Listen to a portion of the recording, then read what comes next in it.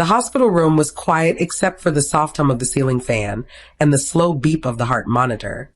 A man lay on the bed, weak and pale. His name was Daniel Cole, a hard-working businessman known for his honesty and kindness. He had built his company from nothing, starting with a small shop by the roadside and turning it into one of the biggest supply firms in town. But now, the same people who once praised him were the ones wishing for his death. Daniel's eyes were half open. His body was thin, his hands trembling each time he tried to move. The nurse adjusted his pillow gently. "You need to rest, sir," she said softly. He nodded faintly, but sleep wouldn't come. His heart was heavy. For 3 months, he had been in that same hospital. Not a single family member had come to see him. Not his father, Mr. Raymond, who once called him the pride of the family. Not his mother, Mrs. Agnes, who used to boast of him in church. Not even his 2 brothers, Philip and Jonas, or his only sister, Clara, who once said she loved him more than life itself. They all disappeared the moment he fell sick. When the doctors asked for money to continue treatment, none of them answered the calls. The hospital accountant sighed each time he opened Daniel's file. "Your people have not sent a penny," he said. "We've been using your insurance, but it's running out." Daniel wanted to speak, but his voice cracked. Did they say anything?" The accountant looked at him sadly. "No, but someone from your office came last week. He said your brothers have taken over your company. They've started selling your shares." Daniel's chest tightened. Tears rolled down his cheeks. He turned his face to the wall, remembering how he had trusted them. When he first opened the company, he made all of them directors. He wanted everyone to rise with him. He bought his parents a new house, paid his sister's school fees abroad, and even helped Philip start a transport business. And now, as he lay between life and death, they were fighting over his wealth. Meanwhile, at home, laughter filled the Cole mansion. Philip sat on the couch counting bundles of money while Jonas poured himself a drink. "Daniel's company is ours now," Jonas said proudly. "He's as good as dead. The doctor said he might not survive." Mrs. Agnes nodded coldly. "Good. He's been too proud. Always acting like he's better than everyone." Mr. Raymond, their father, sighed but said nothing. Deep inside, even he was thinking about the lands Daniel had bought in his name. Clara, the sister, twirled her car keys and smiled. "He made us all sign as next of kin. What a blessing. I'll sell one of his houses tomorrow." They laughed together, drinking wine while their son and brother struggled for breath in a hospital bed. At the hospital, Daniel stared weakly at the window as rain began to fall. "So this is how family love ends," he whispered to himself. "When you have money, they surround you. When you fall, they vanish." The nurse, Grace, stood quietly by his side. She had seen many sad cases, but Daniel's broke her heart. "Don't cry, sir," she said softly. "God is not asleep. He will fight for you." Daniel nodded slowly. "If I live," he said in a low voice, "I will never go back to them." It was a quiet morning in the hospital. Sunlight entered weakly through the window, resting on Daniel's pale face. He had barely eaten for 2 days. His strength was fading, but his spirit still held on. Nurse Grace entered, adjusting his drip gently. "You'll be fine, sir," she said softly, though her voice trembled. Daniel nodded weakly. "I just want peace, Grace. If I die today, I'll die knowing I gave my family everything." Grace felt tears behind her eyes. She couldn't understand how a whole family could abandon a man who once fed them. She arranged his blanket and walked out quietly. Minutes later, the door opened again, not with care, but with the rough sound of shoes hitting the floor. 2 men entered, laughing. It was Philip and Jonas, Daniel's brothers. Both looked strong, well-fed, and dressed in new clothes. Jonas wore a gold chain that Daniel had once bought for himself. Daniel's eyes widened slightly. His lips moved slowly. You came." Philip smirked. "Came to see how the dead man is doing." Jonas laughed loudly.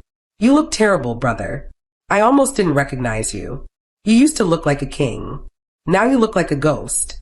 Daniel's heart broke again. I thought you came to check on me," he whispered. Philip folded his hands. "Check on you? No.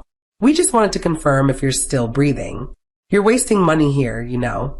Why not just rest in peace and save us all the stress?" Jonas added, "Your company is doing fine now that you're gone." We sold 2 of your trucks yesterday. Got a good price too. Daniel stared at them with weak eyes. You sold my trucks? Philip shrugged. Of course. You're not using them, are you? Tears filled Daniel's eyes. His body trembled, but he could not speak again. Philip leaned closer and whispered coldly, When you die, we'll handle your burial nicely. Don't worry, you'll look rich in your coffin. Jonas burst into laughter. Yes, brother. We'll make sure your picture looks fine beside your grave. Daniel turned his face away, silent tears rolling down his cheeks. He couldn't believe his own blood could be so cruel. After a few more minutes of mockery, they stood up to leave. Don't bother calling us, Philip said. You'll be gone soon anyway. They walked out laughing, their voices echoing down the hospital corridor. But as they reached the reception, their tone changed. The young doctor on duty, Dr. Kelvin, greeted them politely. Good morning, sirs. Are you the patient's relatives? Philip smiled faintly. Yes, we are his brothers. We just came to see him. The doctor nodded. He's stable, but he still needs proper care. If he continues treatment, he may recover. Jonas's eyes narrowed. He looked at Philip. They stepped aside for a short moment. Did you hear that? Philip whispered. He may recover. Jonas frowned. We can't allow that. If he comes back, everything we've taken will be lost. They turned back to the doctor, their faces calm but their hearts wicked. Philip forced a smile. Doctor, we appreciate your care. We're worried he's suffering too much. Can't you just help him rest peacefully? The doctor blinked, confused. You mean ease his pain? Philip leaned closer. No, I mean end it. Quietly. We'll handle the bill. The doctor's eyes widened. Sir, that's not possible. That's against the law. Jonas laughed bitterly. You doctors pretend to be saints. We'll find someone who can do it. They dropped a small envelope of money on the counter and walked away, laughing like men who had just achieved victory. The nurse who overheard them stood frozen behind the door. Her hands shook as she held Daniel's file. She whispered under her breath, God, don't let this man die at their hands. Inside the ward, Daniel turned restlessly in pain, unaware that his own brothers had just asked for his death. Morning came softly, with birds singing faintly outside the hospital window. Daniel lay still on the bed, staring at the ceiling. The night had been long and painful. Every breath felt heavier than the last. He hadn't slept, not because of his sickness, but because of the words his brothers had thrown at him the day before. He kept hearing Philip's voice in his head, You'll look rich in your coffin. Each time he remembered, his heart tore a little more. Nurse Grace entered quietly with his breakfast tray. Good morning, sir, she said gently. You should try to eat something. Daniel shook his head slowly. I have no appetite. My own blood wishes me dead. What food can fill a heart like mine? Grace stood there, speechless. She had seen wicked people, but what she saw in Daniel's family broke her heart deeply. Around noon, the door opened again. Grace turned, expecting the doctor, but instead, 2 familiar faces walked in. It was Mrs. Agnes Cole, Daniel's mother, and Clara, his only sister. Both were well-dressed, wearing gold and perfume that filled the room. Daniel's eyes brightened weakly. Mother, Clara, his voice cracked with emotion. You came. But their faces told a different story. His mother's lips were tight, and Clara's eyes carried something close to disgust. Agnes walked closer, her heels clicking sharply on the hospital floor. So this is where you've been wasting all that money, she said coldly. Lying down and letting the hospital eat everything you worked for. Daniel blinked in shock. Mother, I'm sick. I didn't choose this. Clara crossed her arms and laughed. Sick? Or pretending? You always wanted people to pity you. Look at you now, the great Daniel Cole, reduced to a weak old man. Tears filled Daniel's eyes. You think I wanted this? I've done nothing but love you all. Everything I built was for this family. Agnes rolled her eyes. Don't start with that nonsense. If you truly loved us, you wouldn't have put your company in your name alone. You wanted to control everything, to make us beg you. Daniel's heart tightened. Mother, I made you all shareholders. You had equal shares. I just kept the company name for paperwork. Lies. Agnes snapped, cutting him off. You think we don't know what you did? Your father told me. You wanted to keep us under you forever. Now see where pride has brought you, to a hospital bed." Her words were sharp, cruel, and cold. Each one pierced Daniel's chest like a knife. His weak body trembled. "You are my mother," he whispered in pain. "Even if the world turns against me, I thought you never would." Clara scoffed. "Stop acting holy. You always look down on us. Now you're just a burden. The doctor said you may live, but to be honest, we're not ready for another drama." Agnes nodded slowly. "He's right. You've suffered enough. Maybe it's time you rest forever." Daniel froze. He couldn't believe what he was hearing. His own mother, the woman who gave him life, was talking about his death as if it were a favor. They stayed for a few more minutes, pretending to talk, but their tone was filled with sarcasm and hidden laughter. When they finally stood up to leave, Daniel's pillow was soaked with tears. He tried to lift his hand toward his mother, but she turned away, adjusting her bag. "Don't cry," she said coldly. "It's too late for tears." As they stepped out of the room, Nurse Grace walked in and froze at the sight of Daniel's tears. "What happened?" she asked, rushing to his side. He tried to speak, but his voice broke. "They want me dead." Outside in the corridor, Agnes and Clara met Dr. Kelvin again. Agnes smiled faintly, her voice calm but dangerous. "Doctor," she said, "we've been thinking. My son is suffering too much. Can't you give him something strong to make him sleep forever? It will be better for him." Dr. Kelvin frowned. "Ma'am, that's not possible. He's recovering." Clara leaned closer, her eyes cold. "Recovering," she whispered. "We don't want him to recover. Just do it quietly. We will pay." The doctor stepped back, shocked. "That's illegal." "I can't."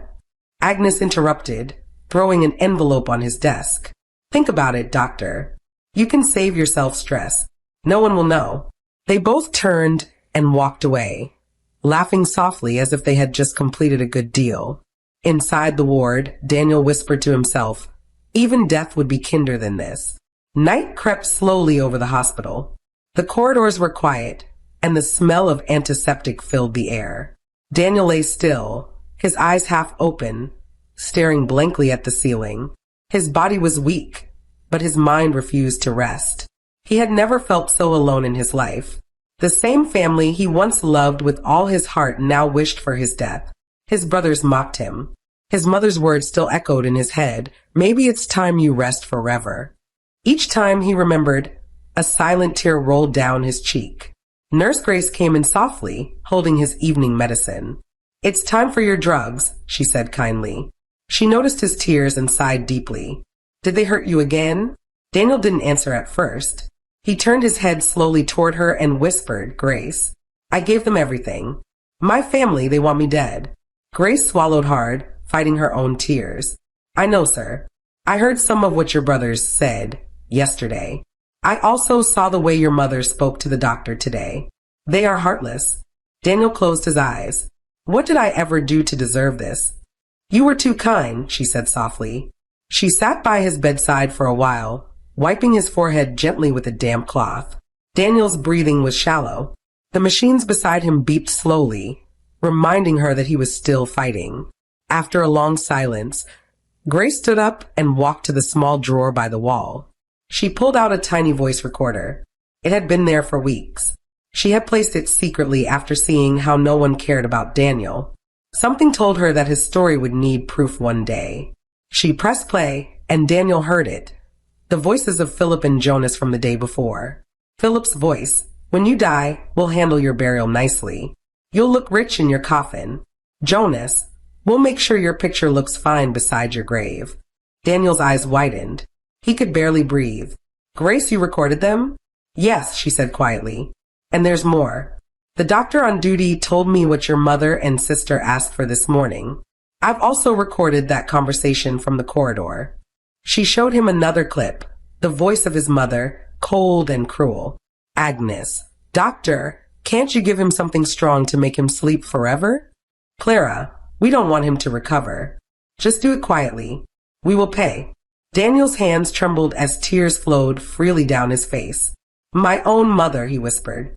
"My own blood." Grace placed her hand gently over his.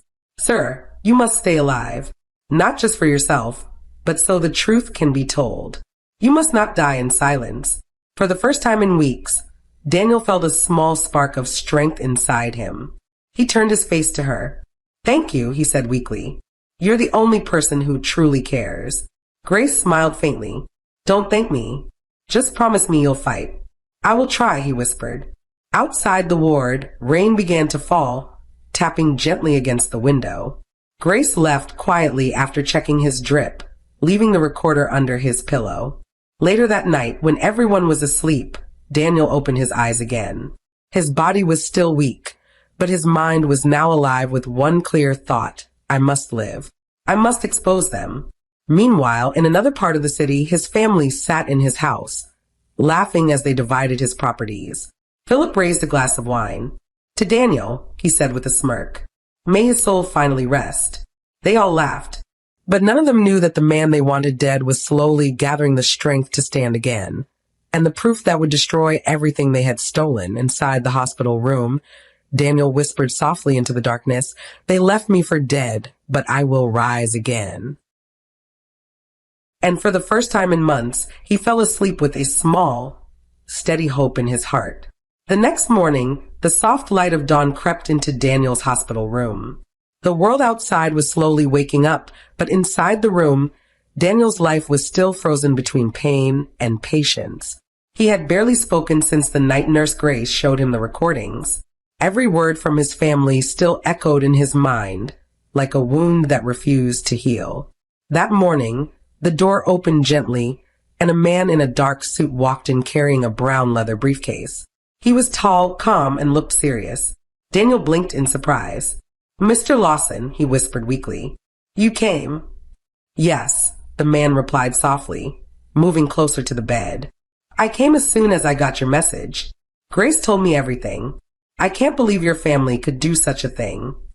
Mr. Lawson was Daniel's longtime lawyer and the only person who truly understood how much Daniel had sacrificed for his family. He had been handling Daniel's business papers for years. Seeing him like this, pale, weak, and betrayed, broke his heart. Daniel's voice trembled as he spoke. "Lawson, I trusted them. My own blood. They want me dead because of money. I want to take everything back, quietly." The lawyer nodded slowly. "We can do that, sir. But you need to stay calm and alive. That's the most important thing right now. I'll handle the rest." He sat beside the bed, opened his briefcase, and brought out some documents. "Before your illness, all company decisions required your signature. But since your brothers forged some papers, they might think they've gained control. I'll freeze the accounts and transfer the main ownership back to your private name. But we need witnesses." Daniel's weak eyes lit up. "Witnesses? Yes. Nurse Grace and the doctor who refused their bribe will sign statements. We'll also use those recordings. Once we're ready, I'll pay your family a visit, quietly." Daniel smiled faintly for the first time in a long while. "Lawson, you've always been like a brother to me. Please don't let them get away with it." The lawyer placed a reassuring hand on his shoulder. "I won't. They think you're dying. But soon, they'll realize you're stronger than ever." Outside the hospital, life for the Cole family was the opposite. The large house Daniel built now looked like a holiday resort. Music played almost every night. Clara posted pictures online of herself on trips to Dubai and London, using the caption, "Living my best life." Philip bought new cars and started wearing suits, pretending to be the new CEO of Daniel's company. Jonas wasted money on drinks and parties. Mr. Raymond and Mrs. Agnes, proud of their false control, started attending community meetings again, boasting that their family business was booming. No one mentioned Daniel. To them, he was already gone. But inside the hospital, Daniel and Mr. Lawson were quietly rewriting the story. Every evening, the lawyer returned with new updates. He had frozen all the main company accounts and stopped several property transfers. "They'll notice soon," Lawson said one night, smiling slightly. "They'll think it's a system error. Let them. I'll be the one visiting them soon." Daniel looked weak, but there was fire in his eyes again. "Let them laugh. Their laughter will soon turn to silence." 3 days later, Mr. Lawson arrived at the family mansion. He wore his usual dark suit, calm and polite. The gatekeeper recognized him and let him in. Inside, the family was seated at the dining table, enjoying breakfast like royalty. Mrs. Agnes looked up lazily. "Oh, Daniel's lawyer. What brings you here?" "Don't tell me the hospital needs more money. We've already done enough." Lawson smiled faintly. "I'm not here for money, ma'am. I'm here with updates about Daniel." Philip laughed loudly. "Updates? You mean his funeral date? Has he finally died?" Clara burst into giggles, and even Jonas couldn't hide his smirk. Mr. Lawson's expression didn't change. "No," he said calmly. "Daniel is alive, and well enough to make some important decisions. He asked me to deliver a message to you all." Mrs. Agnes frowned. "What message?" The lawyer placed his briefcase on the table, his tone steady. "He said to tell you that the same house you're eating in, the same company you're fighting over, and the same accounts you've been spending from no longer belong to any of you." The laughter in the room faded slowly. Silence filled the air. Philip leaned forward, confused. "What are you talking about?" Lawson met his eyes calmly. "Daniel has taken everything back. Legally." The following morning was supposed to be another day of laughter in the Cole mansion. Philip had planned to go out with friends. Jonas had a meeting with some buyers for Daniel's stolen trucks, and Clara was already packing for another trip abroad. But before they could even finish breakfast, everything changed. Philip tried to withdraw money from the company account, but the screen of his phone blinked with red letters. Transaction failed. He frowned, tried again, the same message appeared. Jonas rushed to check his own account, and the result was no different. Clara opened hers too, her hand shaking. Every card, every account, every access frozen. "What's happening?" she shouted. Philip slammed his phone on the table. "This can't be. Who did this?" Their mother, Mrs. Agnes, looked confused. "Check again, maybe it's the network." But Mr. Raymond, their father, who had been quiet all along, sighed heavily. "This isn't network. This is law. Someone must have gone to court." Philip's face turned red with anger. "It's that useless lawyer. Daniel must be behind this. How can he still be breathing?" Clara hissed. "I thought you said he would not survive." Jonas stood up. "Then we'll make sure of it this time. Let's go to that hospital right now. Let's see what kind of game he's playing." Without another word, they all rushed into their cars, anger burning in their hearts. The drive to the hospital was filled with curses and threats. Agnes kept muttering, "Ungrateful child, after everything we did for him, he dares to disgrace us." When they reached the hospital, they stormed inside like wild animals. Patients and nurses turned to stare as the family shouted down the hallway. Philip pushed open Daniel's door roughly. Daniel, who had been sitting weakly on his bed with Nurse Grace adjusting his pillow, looked up in quiet surprise. His lawyer, Mr. Lawson, was seated beside him, reviewing some papers. Philip pointed at Daniel, his voice trembling with rage. "So this is your doing, Daniel? You froze our accounts. You thief." Daniel's lips trembled slightly, but he did not respond. Grace stepped closer, her face calm but firm. "Please lower your voice, sir. This is a hospital, not a market." Jonas ignored her. "Don't tell me to lower my voice. This man is evil. He's trying to punish us because we told the truth. He wants to take everything back, even while dying." Lawson looked up slowly, his voice calm. "Gentlemen, you might want to watch your words. Every transaction and forged signature from the company records has been reversed. Legally, there's nothing you can do now." Clara stepped forward, furious. "You can't do that. You're lying. We are his family." Lawson met her eyes coldly. "Family? The same family that asked the doctor to kill him? The same family that spent his money while he lay here fighting for his life?" For a moment, silence filled the room. Agnes's lips twitched, but no words came out. Daniel looked at them quietly, his face pale but steady. His voice was weak, yet it carried strength. "All I ever wanted was peace. You took everything from me, my company, my house, my trust. You left me to die here. But God gave me another chance. I'm not fighting for revenge. I'm fighting for truth." Philip laughed bitterly. "Truth? You're just bitter because you're sick and helpless." Daniel looked him straight in the eyes. "Maybe I am weak, Philip, but I'm not helpless anymore." Nurse Grace placed a gentle hand on his shoulder, whispering, Don't waste your breath on them. Jonas banged his fist on the wall. This isn't over, Daniel. You can't win against us. Lawson stood up firmly. He already has. All company documents, vehicles, and bank accounts are now under legal protection. If you touch a single property again, you'll be arrested. I promise you that. Mrs. Agnes's face twisted in anger. You'll regret this, Daniel, she spat. You're no son of mine. Daniel's eyes filled with tears, but he smiled faintly. Maybe that's true, he said softly, because no real mother would pray for her son's death. She froze. The words hit her harder than a slap. Without another word, she turned and stormed out. The others followed, their shoes hitting the floor in angry rhythm. When the door closed, the room fell silent again. Nurse Grace sighed and looked at Daniel. You did well not to argue. They don't deserve your words. Daniel nodded slowly. I'm done crying, Grace. I just want peace now. Let God handle the rest. Mr. Lawson packed his papers, his eyes gentle. Justice is already moving, Daniel. Let them rage all they want. The truth will soon stand on its own. Daniel leaned back on the pillow, exhausted but peaceful. Outside the window, the evening sun painted the sky orange. For the first time in months, he felt calm. The storm had not ended, but for once, he was not afraid. The Cole mansion that evening was filled with noise, not of music or laughter as before, but of anger and bitterness. Philip threw a glass across the living room, his voice sharp with fury. That useless lawyer has destroyed everything. Daniel has taken all our money. Jonas kicked a chair, pacing up and down. He was supposed to die.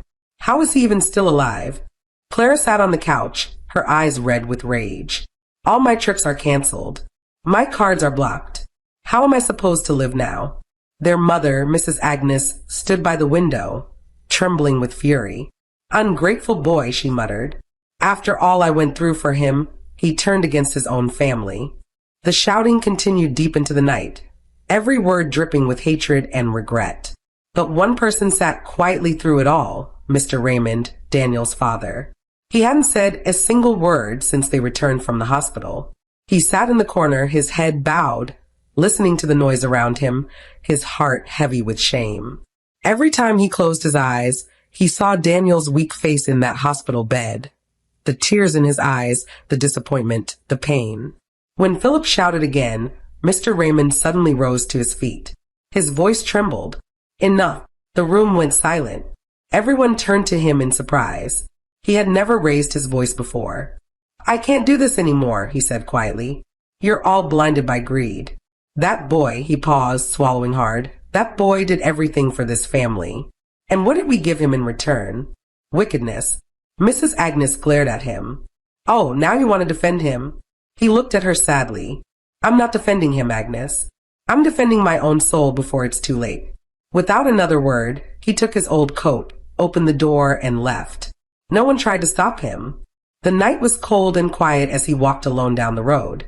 His footsteps echoed faintly. For the first time in many months, tears rolled freely down his face. What kind of father am I? He whispered to himself. I let my own son suffer while I watched in silence. By the time he reached the hospital, it was past 8. The reception area was almost empty. Nurse Grace was still on duty, updating her patient files. When she saw him, she frowned in surprise. Sir, visiting hours are over. Who are you here to see? He hesitated, his voice low. Daniel Cole. I'm his father. Grace's face softened. She looked at him quietly for a moment, then nodded. He's awake. I'll let you see him, but please, don't stress him. When Mr. Raymond entered the room, Daniel was lying quietly with an oxygen tube beside him. The light was dim. He turned his head slowly toward the door, and when his eyes met his father's, his breath caught. For a moment, neither spoke. The silence was heavy. Mr. Raymond took a slow step forward, his hands trembling. He tried to speak, but his voice broke. My son, he stopped, covering his face. I don't even deserve to call you that. Daniel's voice was weak. Father. Raymond shook his head, tears streaming down. Don't call me that. I'm a failure. I stood by while they mocked you. I let your mother poison my heart with greed. I should have protected you. I should have come earlier. He fell to his knees beside the bed, his shoulders shaking as he wept. Forgive me, Daniel. Please forgive me. I was blinded by money. I forgot what love means. Daniel watched him silently. He had dreamed of this moment for months, not to hear apologies, but to see at least one soul still capable of remorse. His heart softened. He reached out his weak hand and touched his father's shoulder. Please stand up, Dad, he said softly. I forgave you a long time ago. You were silent, yes, but you were never cruel like the others. I know your heart. Mr. Raymond looked up through tears. I don't deserve your forgiveness. Daniel managed a faint smile. None of us do.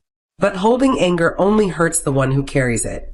Let it go. The old man cried quietly, his head bowed beside the bed. Nurse Grace watched from the doorway, wiping her eyes. It was the first time anyone had seen peace in Daniel's face. As the night deepened, Mr. Raymond sat by his son's side, holding his hand like a child. For the first time in years, he felt love without pride. Meanwhile, back at the mansion, the rest of the family sat in darkness. The power had gone out, and the house felt colder than ever. Their phones kept buzzing with alerts, bank debts, unpaid bills, and legal warnings from the company's board. Everything they stole was now turning against them. Their downfall had begun.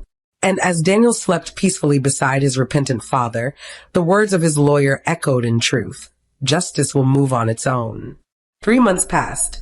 The hospital bed that once held Daniel now stood empty. He had recovered fully, though his body still bore the scars of those long, lonely nights. The day he walked out of the hospital, even the nurses clapped quietly. Nurse Grace, smiling through tears, said, "You made it, sir. God truly fought for you." Daniel smiled faintly. "Yes, Grace, God and you." Outside, his car waited, the same one his brothers had tried to sell. Mr. Lawson, his lawyer, stood by the door with Mr. Raymond beside him. They all drove home together, the air silent, each man lost in thought. When they reached the Cole mansion, Daniel stopped for a moment before stepping out. The tall gate still shone, but the peace inside was long gone. As soon as the family heard the sound of his car, they rushed out, his mother Agnes with her head high, Philip and Jonas behind her, and Clara clutching her phone. The shock on their faces was clear. None of them believed Daniel would ever return. Agnes gasped first. You're alive?" Daniel looked at her quietly. "Yes, Mother. I'm alive. Did that disappoint you?" Her face stiffened. "Don't talk to me like that." He walked past her without answering, entering the house slowly. Everything was as he left it, except for the emptiness he now felt inside. The living room, once filled with love, now smelled of deceit. Philip shouted behind him, "What gives you the right to come back here after freezing our accounts?" Daniel turned slowly, his voice calm but firm. "This is my house. My sweat built these walls. My hands paid for every stone. And you, all of you, turned your backs on me when I needed you most. You wished me dead. You mocked me. You even tried to end my life through the doctor." Jonas scoffed. "So what? You think because you're alive now, you can order us around?" Daniel looked straight into his eyes. "No, but I can tell you one thing. You will no longer live off me." Clara's voice trembled with pride. "We don't need you. We can survive without you." Daniel smiled faintly. "Then go ahead and prove it." He called the guards. "Pack their things," he said quietly. "Everything that belongs to them. Clothes, shoes, bags. Take it to the small house I built for them years ago. That's where they'll stay from now on." Agnes's eyes widened. "You're chasing your own mother out?" Daniel looked at her sadly. "You stopped being a mother the day you asked a doctor to kill your son." For the first time, silence filled the compound. Even Philip and Jonas looked down, unable to meet his eyes. Mr. Raymond, who had been standing quietly beside Daniel, tried to speak. "Son, maybe you should let them stay for now." Daniel turned to him gently. "No, Father. You're not leaving. You're staying with me. I know what they'll do to you if you go with them." Tears filled the old man's eyes. "Thank you, Daniel." Agnes hissed. "You think we care? We don't need your pity." But everyone could hear the bitterness in her voice. Pride sat heavy in all of them. None could bring themselves to say sorry. The guards carried their bags out. Clara muttered angrily under her breath, while Jonas cursed quietly. Philip glared at Daniel one last time. "You'll regret this," he said. Daniel looked at him calmly. The only thing I regret is ever trusting you. They walked out slowly, their heads still high though their hearts were heavy. Agnes turned at the gate, her eyes cold. One day you'll need us and we'll laugh at you. Daniel didn't reply. He simply closed the gate and turned away. That night, the house was quiet, peaceful for the first time in years. Mr. Raymond sat with Daniel on the balcony. The old man's hands shook slightly as he spoke. You did what you had to do. They'll understand one day. Daniel nodded slowly. Maybe they will. But I'm done living in pain. I just want peace now. Later, as he walked through the mansion, he stopped for a moment and whispered, Thank you, Lord. You took everything that was meant for my harm and turned it into strength. Meanwhile, in the small house across town, the others sat in darkness. No music, no servants, no luxury, only silence and regret. Their pride wouldn't let them beg. But deep inside, they knew they had lost the one person who ever truly loved them. And so the story of Daniel Cole ended not with revenge, but with justice. The wicked fell by their own greed, and the man they tried to destroy stood again, stronger, wiser, and finally free. Greed blinds the heart, and pride destroys the soul. Those who forget love in their pursuit of wealth will one day watch their riches fade, while the humble rise again with peace and truth on their side.